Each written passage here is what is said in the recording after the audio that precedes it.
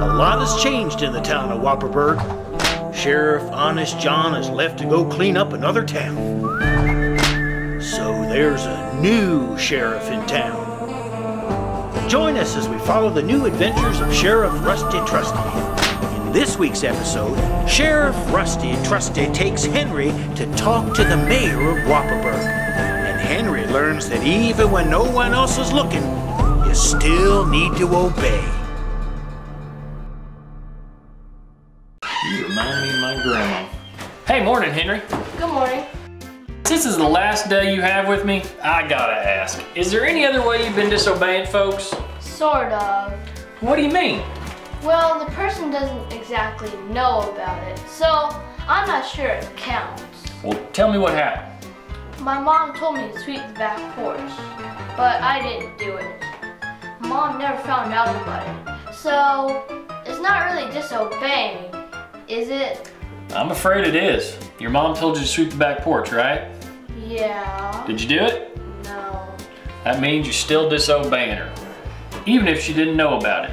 You see, it don't matter whether your parents know or not. You still need to make the choice to obey what they tell you. Even if I never get caught? Even if you never get caught. Come on, I think you need to meet a friend of mine. He's got something I think you need to hear. Knock, knock. Who's there? Lettuce. Where is he? Let us in! Let us in!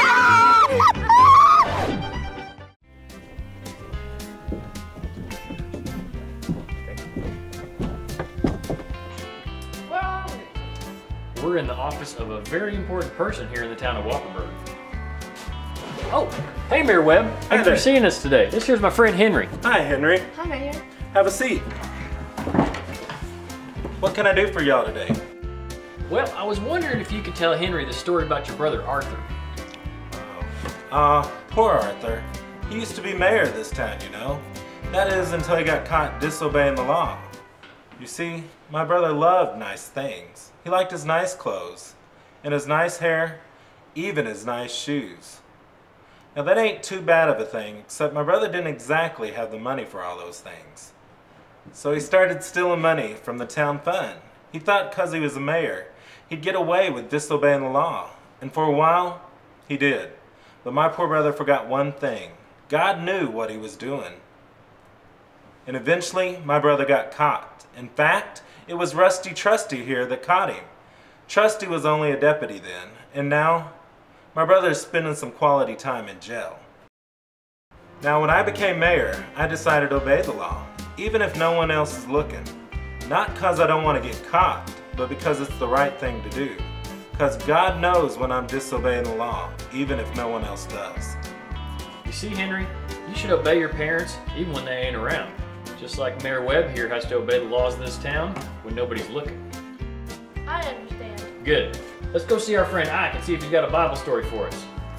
Thanks for your time, Mayor. No problem. Come by and talk to me anytime. Nice talking to you, Henry. Nice talking to you too, Mayor. Well, howdy, folks. Glad you could all be here for the Bible story today. Now, after the story, don't forget to take a look around at some of the new things I got for you. Now, a long time ago, 4 kids named Daniel, Hananiah, Mishael, and Azariah lived in the land of Israel. Their whole lives they've been told by their parents not to eat certain types of food because it was against God's law. Now one day, the Babylonians invaded the land of Israel and captured these 4 kids and carried them back to their country called Babylon. Come on, let's go! Alone and away from their parents, these 4 youngsters were taken to the palace to be taught all sorts of stuff. The guy in charge of them offered them food and wine from the king's table. Here you go. But all 4 kids said no. No thanks, pal.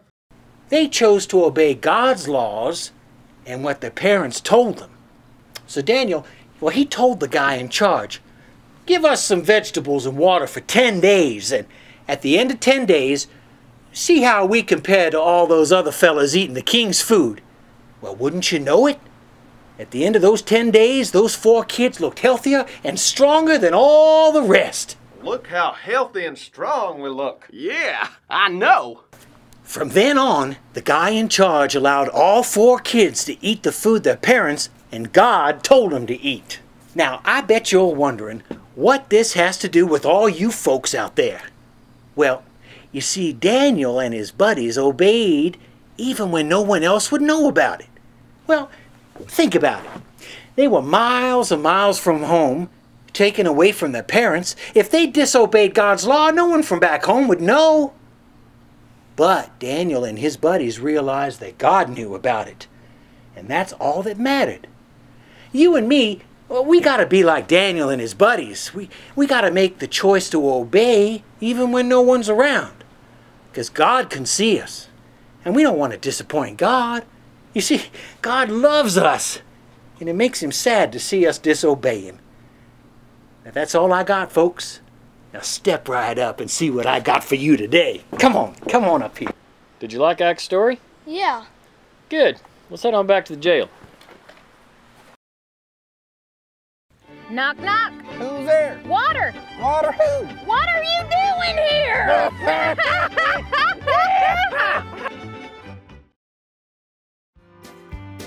I bet God was proud of Daniel and his friends. I know he was. And I'm sure if their parents knew about what they did, they'd be awful proud too. Just like your parents are proud of you when you're obedient when they ain't around. And did you know that the Bible promises to reward those who are obedient? Really? Yep.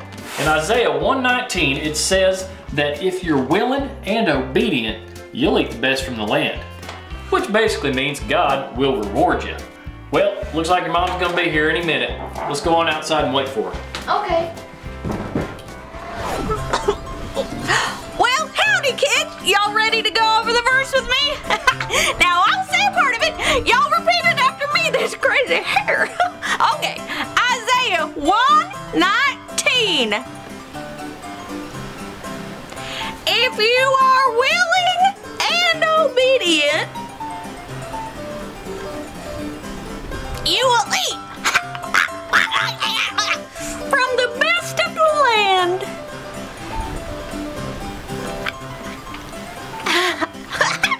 What this here verse is saying is that those who choose to be obedient will be rewarded. So remember, kids, you need to make the choice to obey all the time, even when your parents ain't around and don't know about it. Because even if no one else knows, God does. And oh, quiet dog, Sadie. Oh, sorry, crazy dog. And God says that He'll reward those who are obedient. Well, looks like I gotta see what's bothering Sadie. Oh, it's not that cat. See you, kid. Knock, knock. Who's there? Tell. Tell who? Tell your friends this joke.